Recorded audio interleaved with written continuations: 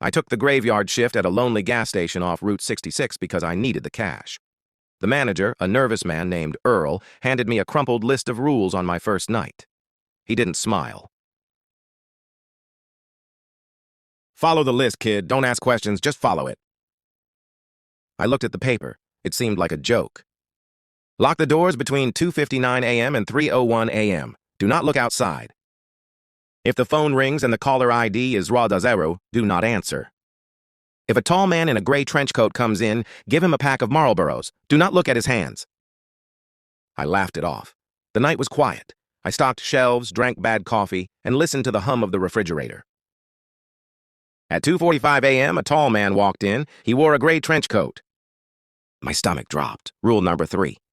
He walked stiffly, like a puppet on strings. He stopped at the counter. The smell coming off him was terrible, like wet dog and copper. He didn't speak. He just pointed a pale finger at the cigarettes behind me. I grabbed the Marlboros, my hands shaking. "Do not look at his hands. Do not look at his hands." I placed the pack on the counter. "That will be $10, I stammered, staring strictly at his chest. The man reached into his pocket to pay. Out of the corner of my eye, I saw movement. Instinctively, I looked down at the counter to count the money. I froze. They weren't fingers.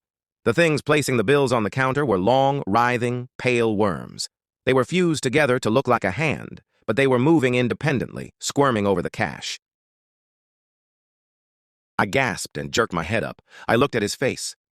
He had no eyes, just empty, smooth skin where sockets should be. And his mouth was sewn shut with thick black thread. The creature tilted its head. The worms on his hand began to screech, a high-pitched sound like a kettle boiling. I remembered the manager's voice. "Just follow the list." I forced myself to look away. I took the cash, it felt wet, and shoved it into the register. "Thank you, sir," I whispered. The screeching stopped. The man took the cigarettes, turned around stiffly, and walked out into the darkness.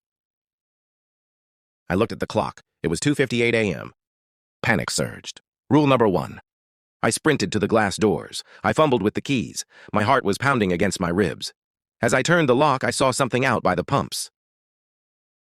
The man was standing under the fluorescent light of pump 4. He was looking back at me. Then he started to unpick the stitches on his mouth, one by one.